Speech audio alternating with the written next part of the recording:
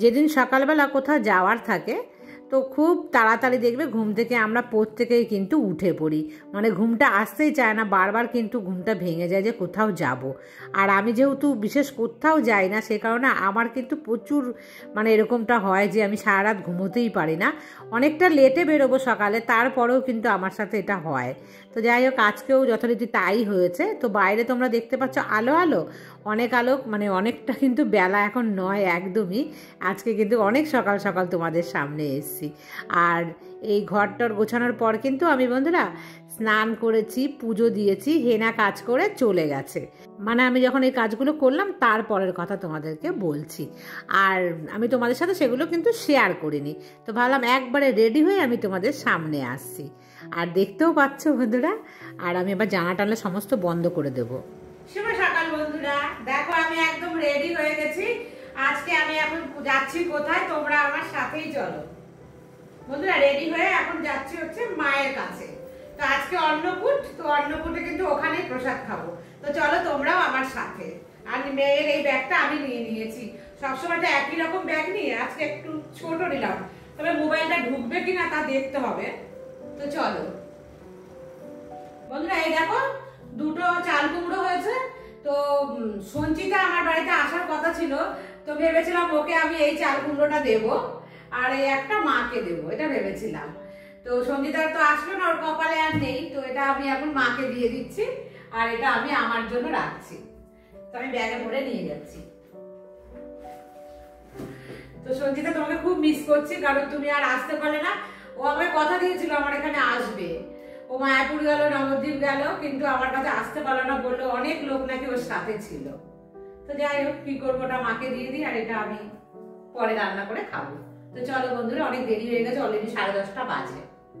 আর চাল কুমড়ো নিয়ে চললাম বাপের বাড়ি। গাছের জিনিস বলে কথা বলো, আমার তো খুব ইচ্ছে ছিল দেওয়ার, সঞ্চিতাকে দিতে পারলাম না। তোমরা যদি কেউ আসতে তাহলেও দিতে পারতাম কাউকে। আর এই দেখো এখন চলে এসেছি, এটা হচ্ছে কৃষ্ণনগরের অটো স্ট্যান্ড। এখানে এত অটো দাঁড়িয়ে থাকে, একদম আমার বাপের বাড়ি যেখানে সেখানে গিয়ে কিন্তু এন্ড, মানে আমার এখান থেকে শুরু হয়, আমার মায়ের বাড়ির কাছে গিয়ে কিন্তু অটো শেষ হয়। 15-20 মিনিট বসেছিলাম জানো তো, তারপরে আমি অটো, মানে অটোতে লোক ভর্তি হলো। আজ না একদম লোকজন নেই, কি যেন কেন। আর এখানে দেখো জগদ্ধাত্রীর প্যান্ডেল অল্প অল্প কিন্তু শুরু হয়ে গেছে। আরও ভেতরের দিকে যে ভালো ভালো পুজো হয় সেখানে কিন্তু অলরেডি মানে কালীর পেছনেই শুরু হয়ে গেছিলো জগদ্ধাত্রীর প্যান্ডেল।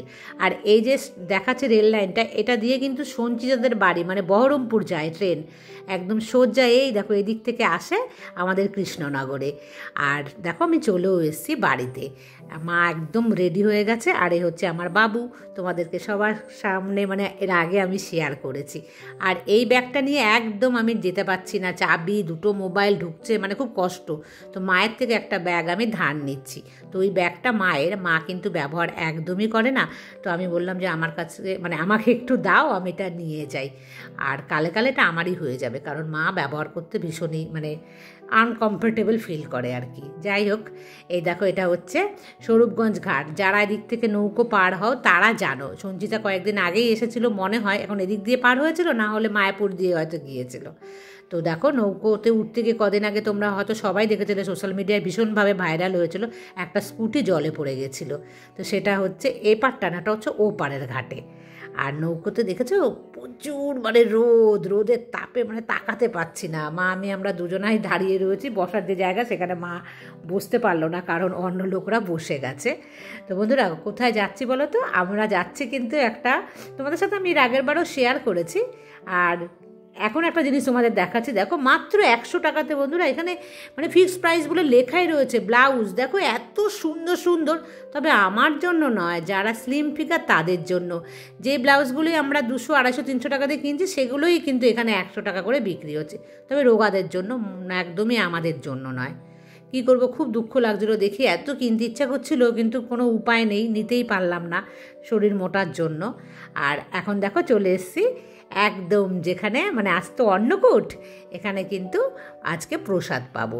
তো এই আগেও আমরা খেয়েছি, তোমাদের সাথে আমি একবার শেয়ার করেছি, তো আর একবার তোমাদের শেয়ার করছি, কারণ আজকে একটা স্পেশাল দিন। এই স্পেশাল দিনে কীরকম খাওয়া দাওয়া হয় আমি কিন্তু কখনো খাইনি মন্দিরে, এই প্রথমবারই আসলাম, মানে অনুষ্ঠানের দিন আসতে চাই না, ভিড় থাকে তো সেই কারণে। তবে এসে দেখছি খুব একটা যে লোক আছে তা কিন্তু একদমই নয়, প্রচুর মানে ভিড়টা কম। আর এখন কটা বাজে বলো তো? এই 12টা মনে হয় 15-20 মতন হবে। মা বললে একটু আগে চল, মন্দিরে গেলে যদি একটু পুজো টুজো দেখতে পারি, মানে আরতি টারতি। যাই হোক, দেখো বন্ধুরা অনেকক্ষণ বসার পর মন্দির খুলেছে। এটা হচ্ছে মহাপ্রভুর যে মূর্তি সেটা।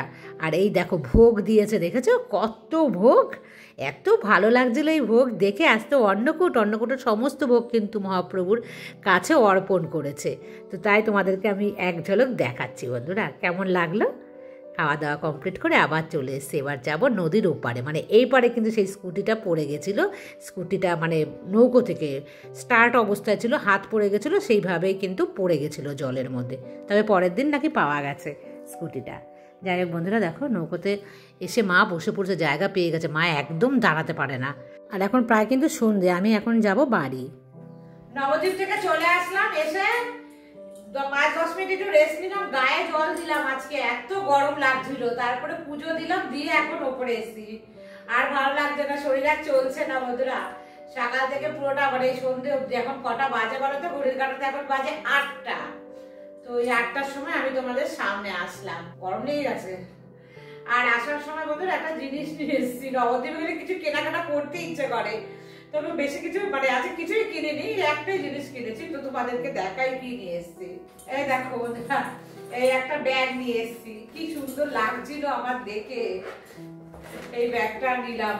সবসময় তো একটাই ব্যাগ নিই, এটা সস্তায় একটা ব্যাগ পেলাম। সস্তা বলতে কত দাম বলো তো? এটা হচ্ছে 80 টাকা, আমাদের এখানে এটার দাম হচ্ছে 100 টাকা, তো ওখানে নিয়েছে 80 টাকা, তো আমি নিয়ে নিলাম। কেমন হয়েছে মনে হচ্ছে না? বেশ বড় সড়ো আছে, মাঝে মাঝে নেওয়া যাবে, বেশি ব্যবহার করা যাবে না, বেশি ব্যবহার করলে আবার খারাপ হয়ে যাবে, জুটের। আর বন্ধুরা আসার সময় দেখো এগুলো খুব দরকারি জিনিস, তো আমি নিয়ে এসেছি, বেশি আনি না, আমাদের এখানে পাওয়া যায় ওই দোকান থেকে। এই যে ফিতে, আমার 5 বালিশের ফিতের জন্য বেশি লাগে এটা, তো নিয়ে এসেছি 5টা 10 টাকা, মানে 2 টাকা করে দাম এগুলোর। আর রাতে কিচ্ছু খাওয়া দাওয়া করবো না, মঠ মন্দিরে তো অতিরিক্ত তেল মশলা দেওয়া খাবার থাকে, তো সেই কারণে কি বলতো আমি মানে আমার ডাইজেস্ট হয়নি, তো খাবো না রাতেবেলা কিছু, তো এখন একটু শুয়ে পড়বো। আর এই দেখো ডায়েরি আর পেন নিয়ে আমি বসবো, একটুখানি শোবো না, একটু পরে শোবো, ডায়েরি আর এই পেনটা নিয়ে এখন আমাকে বসতে হবে। কিছু মানে এই ভিডিওর ব্যাপারে কিছু না এখানে লেখালেখি থাকে। আর যাদের নাম আমি বললাম না যে মানে আমি যাদের আইডিতে নাম দেওয়া নেই, হাজবেন্ডের নাম, তাদের নামগুলোই আমি গন্ডগোল করে ফেলি। তো তোমরা যদি কেউ বলো তাহলে আমি ডায়েরির মধ্যে ব্যাপারে কিন্তু লিখে রাখবো, আমি আর ভুল করবো না, কারণ আমার বন্ধুরা রেগে যাচ্ছে আমার উপরে, আমার তো মানে কোনো মতে সেটা ঠিক হবে না বলে আমি এটা দিয়ে রেখেছি। যেদিন যে যার নাম বলবে, আইডিতে নাম নেই, সেই বন্ধু যখন নাম বলবে আমি সাথে সাথে সেই আইডি দিয়ে নামটা লিখে রাখবো, তাহলে আমার কিন্তু ভুলটা হবে না। তো বন্ধুরা আবার পরে তোমার সাথে সামনে আসছি, কারণ কি বলতো আমি একটু কাজ করে নিই। আর বন্ধুরা মন্দিরে যে খেয়েছি খাবারগুলো ভালোই ছিল খাবার, কিন্তু তবে আমি শুনেছিলাম 56 ভোগ অনেক রকম ভোগ টোগ দেয় না, সেই সমস্ত কিন্তু কিছু দেয়নি, মানে অনেক কম ভোগই দিয়েছে। তবে ওই মন্দিরের খাবারগুলো বেশ ভালোই, যারা থাকে ধারে কাছে তারা কিন্তু জানে। আর আমার হয়ে গেল কাজকর্ম, মানে লেখাপড়ার কাজ, মানে 1 ঘন্টা মতন তাও করলাম। আর এখন আমি একটু বসে এডিটিং করব। তো এখন কটা বাজে বলো তো? এখন কিন্তু প্রায় বাজে 9টা 10-15। এখনও আমি আধা ঘন্টা মতন করব, করে আজকে একটু তাড়াতাড়ি কিন্তু আমি ঘুমিয়ে পড়বো। তো আজকের মতন এই পর্যন্তই রাখছি, আবার দেখা হবে নেক্সট ব্লগে, টাটা।